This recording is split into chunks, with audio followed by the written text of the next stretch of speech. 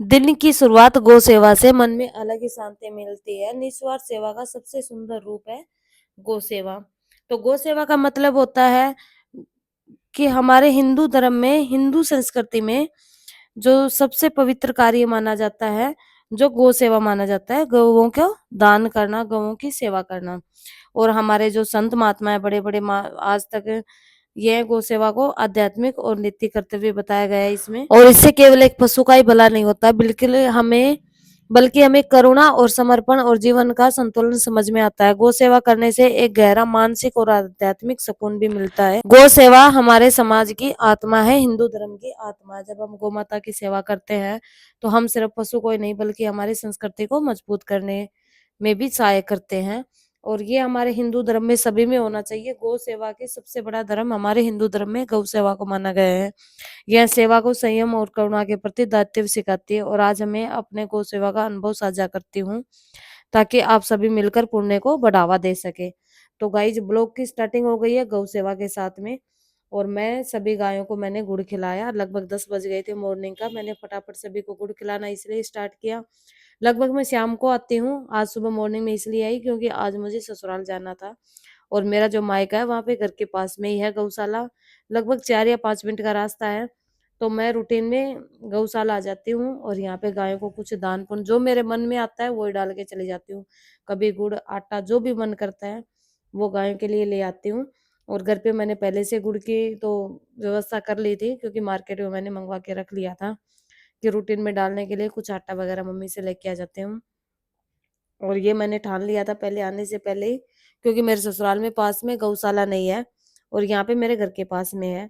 यहाँ पे जाने में मुझे ये भी नहीं किसी को साथ में ले जाना पड़ेगा क्योंकि ये घर के पास में है, दूर नहीं है। तो मैं मुझे बाइक वगैरह की भी जरूरत नहीं पड़ती। और यहाँ पे मैं गौ सेवा के लिए आई हुई हूँ। और आज मुझे बता ही दिया होगा कि मुझे ससुराल जाना है। और यहाँ पे फटाफट काम से फ्री होके मुझे घर पे भी जाना था, मुझे पैकिंग वगैरह भी करनी थी क्योंकि लगभग 8 से 10 दिन मैं यहाँ पे रुक गई थी। और अब मुझे वहाँ पे जाना था जो मेरे जन्मभूमि से बोलते हैं ना, कर्म भूमि की तरफ। तो आज मैं जन्मभूमि से कर्म भूमि की तरफ जा रही हूँ। और ये मेरा मायका है जो कोटपुतली में है। और वहां से मैं जा रही हूँ अब मेरे ससुराल आज, जो मेरा राजगढ़ है, चूरू और राजगढ़ में है। तो यहाँ पे मैं काम से फ्री होके घर के लिए निकल रही थी।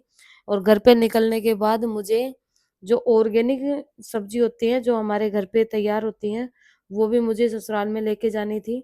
तो उसमें भी मैं अब तोड़ने के लिए लग गई थी क्योंकि मुझे ही तोड़नी थी। तो फटाफट फटाफट मैं भी लग गई थी अपने काम के लिए। और यहाँ पे मम्मी ने बहुत सारी सब्जियां उगा रखी थी ऑर्गेनिक, तो मैं उन सभी के लग गई थी घर पे ले जाने के लिए। तो मम्मी ने टमाटर, मिर्च, भिंडी और बैंगन, बहुत सारी सब्जियां बो रखी थी यहाँ पे।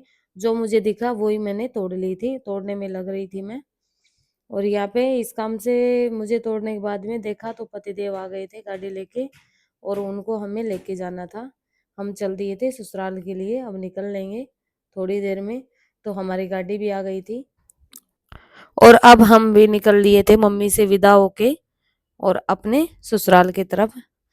और बच्चे भी साथ में थे और ये इन्होंने भी खूब मस्ती की यहाँ पे रुकने के बाद में, क्योंकि मामा जी, नानी और नाना जी से सभी से मिले और इनको भी बहुत अच्छा लगा यहाँ पे रहने के बाद में। और मुझे आज थोड़ा सा ऐसा लग रहा था कि मुझे ससुराल जाना है अपनी जन्मभूमि को छोड़ के, मम्मी को छोड़ के, पापा को छोड़ के, सभी को। तो 10 दिन में यहाँ वहां पे मेरा बहुत ज्यादा मन लग गया था, बहुत ज्यादा खुशी हो रही थी। और अब निकल लिए हम ससुराल के लिए और आज से रूटीन में ब्लॉग मिलेंगे, तब तक के लिए बाय बाय।